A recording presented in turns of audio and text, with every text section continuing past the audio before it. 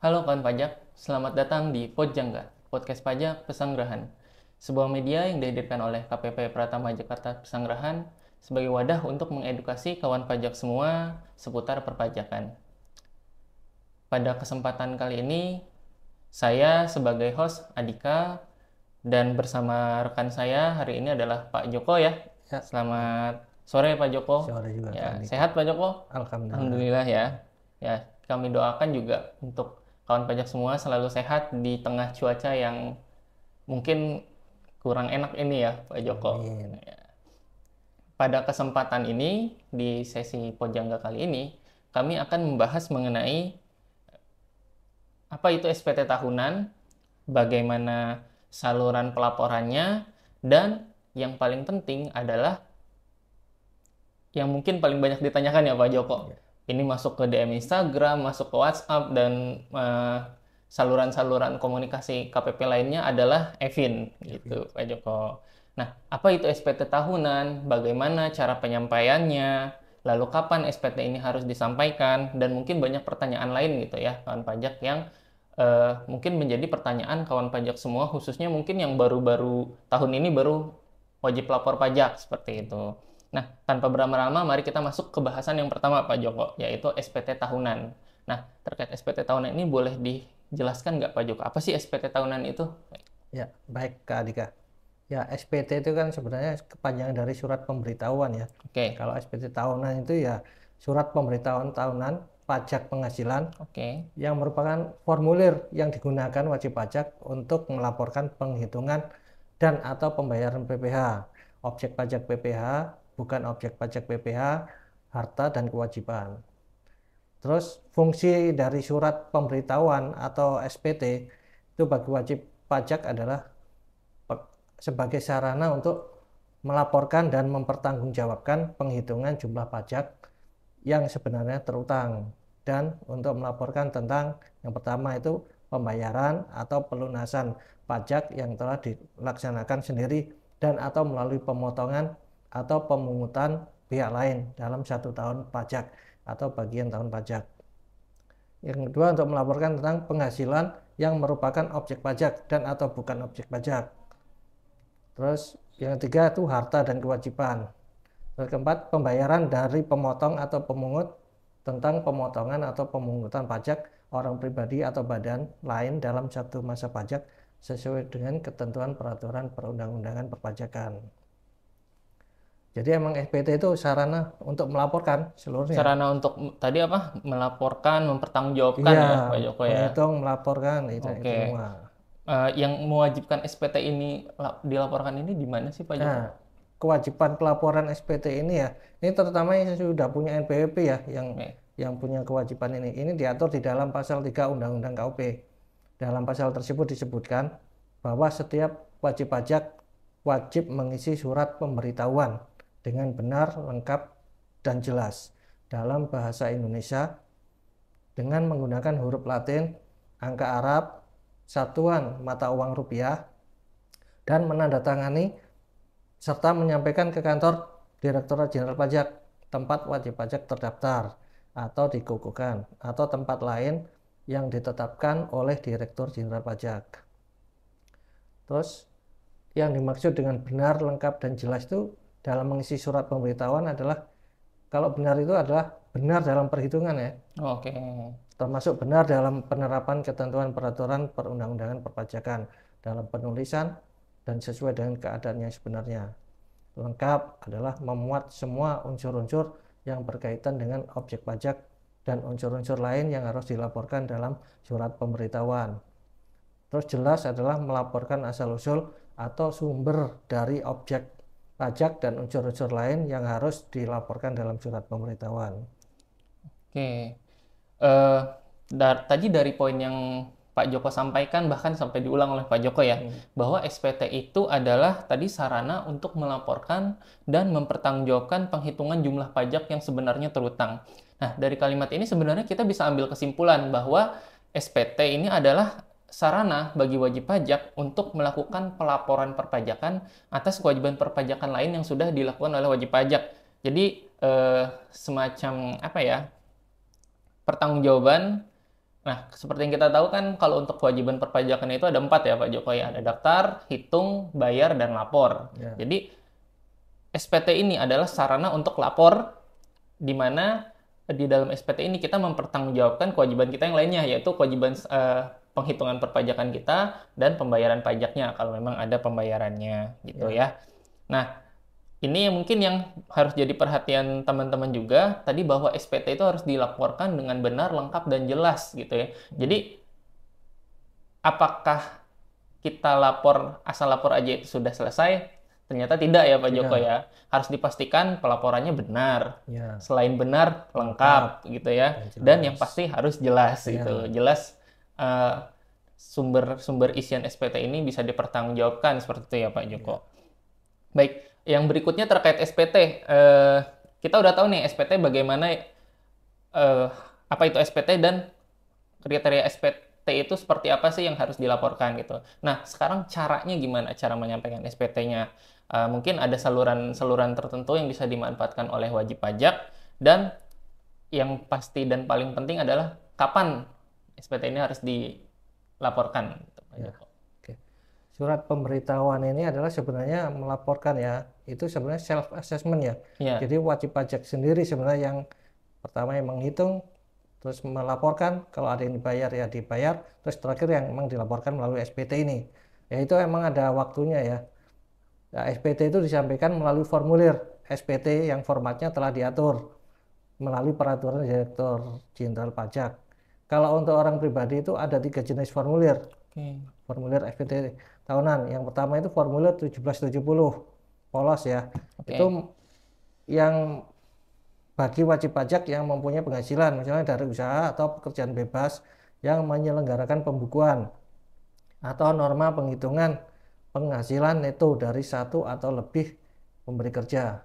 Terus yang dikenakan PPh final dan atau yang bersifat final jika dari penghasilan lain. Terus yang kedua formulir 1770S. S ini apa Pak Joko? Sederhana ya. Sederhana. Oke. Nah, itu bagi wajib pajak yang mempunyai penghasilan dari satu atau lebih pemberi kerja dalam negeri lainnya atau yang dikenakan PPh final dan atau bersifat final. Ini biasanya untuk pegawai ya Gawai. yang di atas penghasilan 60 juta ke atas ya. Oh, Di atas oke. PTKP biasanya Di atas pegawai 60 tetap juta ya. untuk ASN, Polri atau apa siapa pegawai tetap. Pokoknya selama statusnya pegawai gitu ya. Ya, ini biasanya pakai 1770S. Terus yang ketiga formulir 1770 SS. SS ini sangat sederhana ya. Itu biasanya bagi wajib pajak yang mempunyai penghasilan selain dari usaha dan atau pekerjaan bebas dengan jumlah penghasilan bruto tidak lebih dari 60 juta setahun. Pekerjaan dari satu atau lebih pemberi kerja. Oke, berarti kalau tadi 1770 SS dan S itu hanya untuk pegawai gitu ya Pak Joko ya. Penghasilan Ya, utamanya dari pegawai gitu ya. Kalau untuk 1770 itu kalau selama orang pribadi itu punya usaha ataupun pekerjaan bebas itu wajib pakai 1770 gitu ya ya, Pak Joko ya. seperti kayak Misal kayak saya karyawan nih, karyawan terus saya punya usaha juga, itu pakainya apa Pak Joko? 1770. 1770 ya. Nah, jadi ya gitu kan pajak ya. Kalau walaupun kita mungkin pekerjaan utamanya pegawai gitu ya Pak Ya, Joko, kalau kita punya penghasilan dari usaha atau dari pekerjaan bebas itu tetap harus pakai yang 1770 ya, ya. Oke. Boleh dilanjutkan Pak Joko? boleh. Terus terkait tadi apa ya, pelaporan atau penyampaian tuh bisa dilakukan lewat mana aja ya, gitu ya. Itu Ya, SPT, medianya. SPT tahunan tuh bisa dilaporkan, bisa melalui beberapa media ya. Media penyampaian, pelaporan. Bisa kalau selama ini bisa datang langsung ke KPP, itu masih bisa diterapkan. Oke. Selama dia belum pernah lapor online sebelumnya ya. Kedua melalui DJP online. Nah, ini bagi wajib pajak yang sudah pernah lapor online, terus dia harus online Oke. penyampaian SPT-nya. Berarti tadi kalau yang ke KPP pakai formulir kertas gitu Pakai Pak Joko? formulir kertas, Oh, ya. oke. Ngisi di formulir kertas gitu ya. Masih manual ya. Oke. Kalau nggak mau ngantri repot, ya online ya. Bisa Online, dilakukan betul. di rumah, di mana aja. Walaupun Terus, banyak yang dilakukan di kantor pajak juga ya Pak ya Joko. kadang-kala ya emang lebih apa ya? Mungkin biar dipandu ya Oke. pengisiannya ya. Betul. Terus ketiga bisa lewat kantor pos, bisa dikirim, bisa Dikirim berarti formulir kertas. formulir Oke. kertas. melalui jasa ekspedisi juga atau penyedia jasa aplikasi perpajakan. Nah, ini pelaporan SPT tahunan ini untuk orang pribadi itu dapat dilakukan setelah tahun pajak berakhir. Jadi kalau tahun pajaknya 2023, ya ini 3 bulan setelahnya, berarti bulan Maret ini yang terakhir nih, tanggal 31. Berarti Untuk orang kalau pribadi setelah tahun pajak berakhir, Januari 2024, 1 Januari itu udah bisa lapor ya Pak Joko udah ya? bisa, Udah bisa ya? tahun 2023 ya. Oke. Paling lambat 31 Maret. 3 bulan setelah tahun 2023 berakhir, berarti 31 Maret 2024 nih, kalau dicontoh Pak Joko ya. Oke. Kalau untuk badan kan 4 bulan ya, 4 berarti bulan April. setelah tahun pajak berakhir, April ya Pak Joko. Oke. Nah, ini mungkin tambahan juga, kenapa diatur jangka waktunya, ya supaya tertib ya Pak Joko ya, supaya dipastikan untuk setiap wajib pajak menyampaikan SPT-nya. Kalau telat, nanti ada sanksi, dapat dikenai sanksi berupa denda, itu diatur di pasal 7 Undang-Undang KUP, Ketentuan Umum dan Tata Cara Perpajakan, itu dendanya Rp100.000, sangat lumayan ya. Daripada buat bayar denda pajak, mending buat jajan. Gitu, Pak Joko. Lapornya nihil, tapi kalau kena sanksi ya Iya, jadi malah bayar sanksi ya. bersanksi. Betul. Nah, tadi kan kita dengar dari Pak Joko, kalau nggak mau repot ke KPP, kita lapornya online aja gitu ya Pak Joko. Tadi lewat DJP online. Nah, untuk bisa lapor SPT secara online, apa nih yang harus disiapkan atau mungkin harus diperhatikan oleh wajib pajak Pak Joko? Ya, selama ini banyak juga ya wajib pajak yang sebenarnya mau ya untuk memanfaatkan pelaporan online. Cuman kadang-kala terkendala tidak tahu caranya bagaimana gitu kan. Nah, caranya itu pertama itu mengakses DJP online. Oke. Wajib pajak harus melakukan registrasi dahulu untuk membuat akun di DJP online tersebut.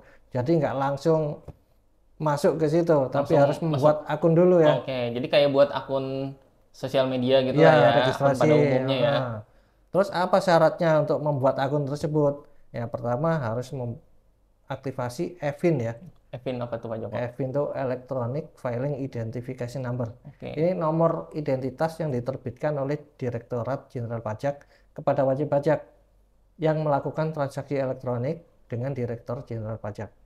EVIN ini merupakan alat autentikasi ya pengguna selain username dan password yang dapat digunakan dalam layanan pajak online. Dalam rangka menjaga keamanan dan kerahasiaan, wajib pajak harus menjaga alat autentifikasi ini, termasuk EVIN ini ya, dari penggunaan secara tidak sah dan mengubah password atau PIN secara berkala melalui aplikasi yang tersedia pada layanan DJP online. Jadi sebenarnya EVIN ini dipakai pertama ya untuk registrasi akun pertama kali. Pertama kali untuk buka DJP online dan pajak.go.id itu kan, nanti registrasi di situ, masukkan NPWP, nomor EVIN, terus kode keamanan ya, baru daftar. Nanti setelah daftar baru mengisi identitasnya, termasuk email, nomor handphone, dan yang tak kalah penting membuat password ya. Oke, berarti bisa buat reset password juga ya Pak Joko? Ya, password ya itu bisa membuat password yang nantinya akan link aktivasinya akan dikirim ke email ya. Oke. Nanti ketika sudah di email, klik aktivasi akun, baru nanti akun DJP online-nya bisa aktif, baru bisa digunakan. Oke, berarti emang harus aktivasi EVIN dulu gitu. Ya benar. Kalau belum aktivasi ya mengajukan aja aktivasi EVIN di KPP terdekat. Oke, Gampang, cepat nanti kita sampaikan salurannya Pak Joko ya. Jadi kalau tadi yang disampaikan Pak Joko, bahwa EVIN ini adalah alat autentikasi gitu ya. Alat autentikasi, dan pasti kalau alat autentikasi pada umumnya sifatnya harusnya rahasia ya Pak Joko. Benar. Karena itu tadi yang seperti Pak Joko bilang, EVIN ini selain kita gunakan untuk registrasi, dia juga punya akses untuk mereset password ya. Ya benar. Mereset atau mengganti kata sandi tanpa perlu login. Ya Pak Joko ya.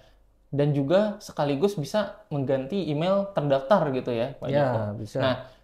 Nah ini kan berarti sangat riskan ya kalau sampai EVIN diketahui oleh orang lain yang tidak berhak dan tidak dapat dipertanggungjawabkan kan dia gunakan untuk apa gitu. Karena ya dengan Evin, walaupun wajib pajak nggak tahu password yang kita buat sendiri, itu bisa ganti password dan email kita sesuka hati gitu ya, Pak Ya, Joko. Makanya harus hati-hati untuk Evin ini. emang Evin ini salah satu ketika lupa password ya solusinya harus mengubah password.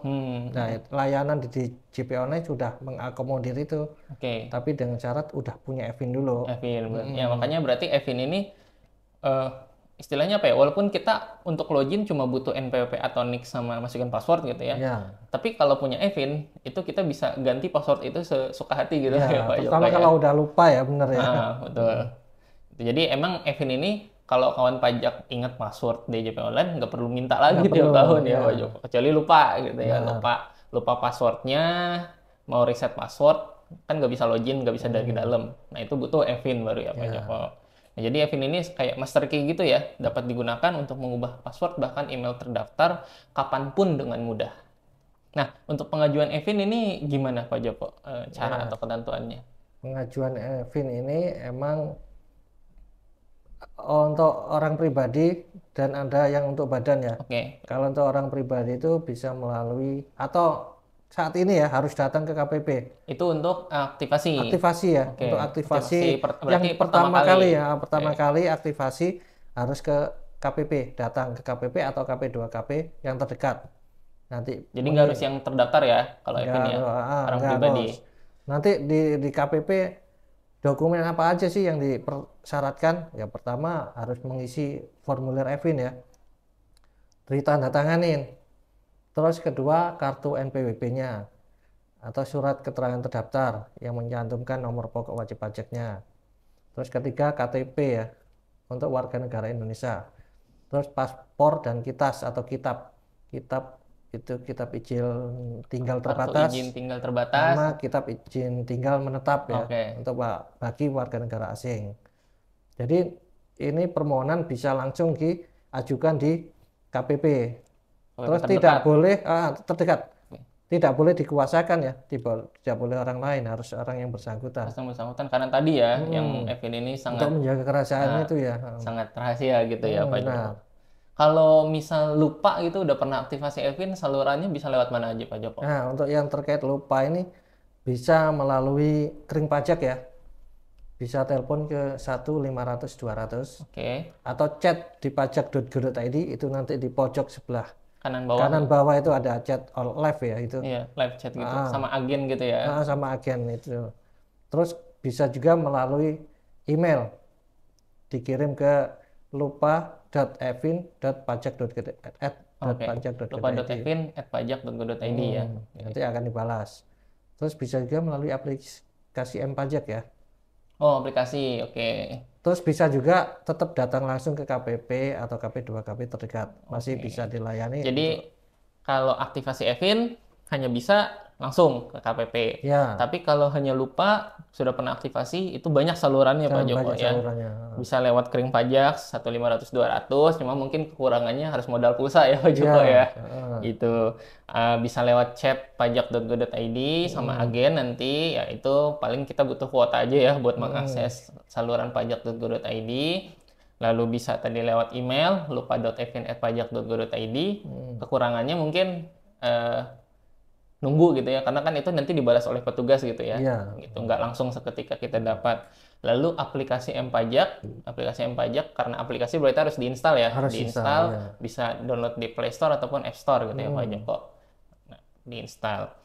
Atau yang terakhir tadi datang langsung juga bisa ya Bisa kalau Pak juga. Evin, gitu. Cuma mungkin kalau datang langsung kan ada beberapa orang mungkin nggak bisa ya Pak Joko ya. Bisa juga. Mungkin harus berkorban waktu dan biaya gitu kan ongkos gitu.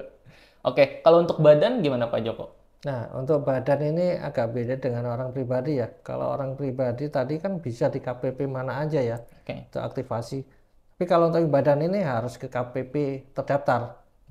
Karena emang persyaratannya lebih agak banyak daripada orang pribadi kan. Itu dokumen persyaratannya tetap emang formulir Evin itu harus diisi dengan lengkap dan ditandatangani oleh pengurus. Dan di stem Stempel perusahaan gitu ya. Perusahaannya. Terus KTP dan paspor pengurus dan NPWP pengurus. NPWP pengurus setelah Ya ini juga NPWP pengurus ini udah mengaktifasi Evin juga sebenarnya harusnya. Berarti Syaratnya Evin pribadinya. orang pribadi pengurusnya. Oke. Kalau pengurusnya banyak kan salah satu lah paling yang udah aktivasi.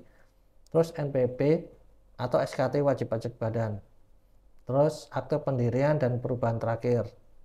Terus apabila dikuasakan, melampirkan surat kuasa bermeterai dan salinan KTP penerima kuasa. Oke. Nanti kan pilihannya di formulir itu ada kan, data wajib pajak, data wakil, terus ada data kuasa, terus data yaitu yang harus diisi oleh wajib pajak badan. Oke. Tuh. Kalau lupa Evin badan, gimana Pak Joko? Sama, kalau layanan lupa Evin bisa juga telepon kering pajak 1-500-200 atau chat di pajak.go.id. Atau paling mudah ya bisa juga datang langsung lah ke KPP, terdaftar ya. Tapi harus terdaftar kalau bukan ke KPP yang lain. Berarti bedanya sama orang pribadi kalau lupa Evin ini belum bisa lewat email sama aplikasi ya? Belum. Karena lebih menjaga kerahasiaan lagi ya itu. Oke. Badan. Nah, itu ya teman-teman terkait Evin mungkin itu info yang sangat perlu mungkin ya untuk apalagi saat ini masa-masa pelaporan SPT ya. Mungkin tinggal beberapa hari lagi sampai dengan jatuh tempo di akhir Maret.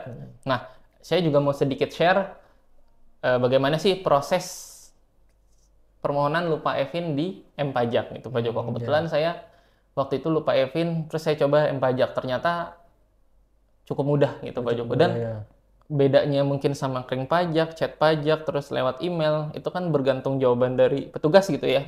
Nah, kalau M-Pajak ini kita otomatis Pak Joko. Otomatis. Nih, jadi langkahnya yang pasti pertama harus install M-Pajak dulu kan pajak. Setelah install M-Pajak ya dibuka aplikasinya, nanti di bagian bawah itu ada menu Evin gitu ya. Tinggal diklik aja.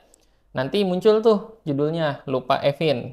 Lalu akan diminta untuk mengisi yang pertama NPWP kita, yang kedua NIK atau nomor induk kependudukan, nomor KTP ya Pak Joko. Nanti setelah kita isi, tinggal kita lanjutkan. Nah, nanti di step selanjutnya, kawan pajak akan diminta mengisi identitas seperti nama, tanggal lahir, tempat lahir, alamat. Alamat ini alamat sesuai KTP ya, alamat sesuai KTP. Jadi kemarin saya sempat coba, karena NPWP saya kan masih di alamat orang tua gitu ya, dan sekarang saya alamatnya udah alamat baru, KTP-nya udah alamat baru. Saya coba masukin NPWP yang lama sesuai yang terdaftar di NPWP, itu nggak mau Pak Joko. Jadi alamat yang kita pakai adalah alamat yang tercantum di KTP saat ini. Kita masukin alamat sesuai KTP saat ini, RT RW-nya, kelurahan, kecamatan, kota atau kabupaten. Nah, kota atau kabupaten ini juga kemarin saya sempat terganjal di sini, karena saya kan tinggal di Kota Bogor gitu ya Pak Joko. Saya isi Bogor aja, ternyata nggak bisa. Harus ada kotanya, Kota Bogor gitu ya. Mungkin ini bisa jadi informasi buat kawan pajak kalau mau coba lupa Evin lewat M-Pajak. Gitu ya. Kalau ada wilayah yang ada kota dan kabupatennya harus ditulis. Gitu. Nah, setelah diisi, kita pencet lagi tombol selanjutnya, itu akan kita diminta untuk konfirmasi data. Konfirmasi data dan selfie gitu akan diminta dari kamera depan akan diminta selfie. Setelah tercapture gambarnya, nanti ada konfirmasi apakah Anda yakin data Anda sudah sesuai dengan KTP dan akan dikirimkan untuk pengajuan lupa Evin gitu. Nah, setelah kita konfirmasi ya, itu akan ada pilihan untuk kirim kode verifikasi. Kalau dulu itu kode verifikasi hanya bisa lewat SMS. Jadi kita masih modal pulsa. Gitu. Kalau sekarang sudah ada dua pilihan, bisa lewat SMS ataupun bisa lewat email. Tentunya dikirimkannya baik SMS itu ya ke nomor handphone yang kita daftarkan di NPWP, atau kalau email itu email yang kita daftarkan juga di NPWP. Nah, saya coba pilih email, kirim kode via email, langsung masuk Pak Joko kode OTP-nya ya. Kode OTP-nya masuk. Tinggal kita masukkan ke kolom yang disediakan di aplikasi lagi, balik ke aplikasi, lalu verifikasi kode. Setelah verifikasi kode, itu langsung ada notifikasi Evin terkirim. Silahkan cek kotak masuk pada alamat email terdaftar Anda. Saya cek, masuk benar Pak Joko, langsung. Jadi, seketika gitu ya, otomatis kalau lewat M-Pajak ini, kawan pajak. Kalau lewat kering pajak kan mungkin ya kita telepon sama agen, nanti sama agen kering pajak itu akan ada konfirmasi data dulu ya Pak Joko ya. benar. Sama seperti mungkin kurang lebih sama seperti yang DM pajak ini akan ditanya nama, alamat gitu ya, nomor KTP, alamat email terdaftar dan nomor handphone terdaftar. Begitu pula dengan di chat pajak pasti akan ada konfirmasinya gitu Pak Joko. Ya, mungkin untuk sesi kali ini kita cukupkan dulu ya Pak Joko. Iya. Untuk pengenalan apa itu SPT tahunan, bagaimana SPT tahunan yang baik dilaporkannya, apa aja jenis formulirnya, lalu tadi salurannya apa aja ya, lalu yang paling penting kapan supaya nggak telat itu Iya. harus disampaikan. Nah, mungkin untuk bahasan lebih lanjut mengenai SPT tahunan orang pribadi nanti akan ada di sesi berikutnya. Nanti akan kita bagi ada terkait bagaimana sih untuk SPT tahunan orang pribadi yang penghasilannya dari karyawan, lalu bagaimana SPT tahunan orang pribadi untuk yang penghasilannya dari selain karyawan, misal usaha atau pekerja bebas. Tinggal ditunggu di episode selanjutnya. Gitu ya, kawan pajak. Jadi, semoga materi yang disampaikan di sesi ini bisa menjadi pengantar yang baik untuk kawan pajak belajar di sesi selanjutnya, gitu Pak Joko. Kalau kawan pajak punya usulan ataupun saran mengenai materi yang perlu disampaikan, bisa disampaikan ya ke media sosial kami, Instagram @pajakbsg, bisa langsung komen di YouTube channel kami KPP Pratama Jakarta Pesanggerahan, atau bisa juga ke WhatsApp. Helpdesk. Bukan helpdesk sekarang Pak Joko juga. WhatsApp-nya penyuluh gitu ya. Bisa di 0897 3210 066 gitu. Kami terbuka atas segala usulan yang memang mungkin diperlukan oleh kawan pajak semua. Semoga kawan pajak semua diberi kesehatan dan kelancaran dalam semua urusannya. Saya Adika dan rekan saya Pak Joko mohon undur diri. Wassalamualaikum warahmatullahi wabarakatuh.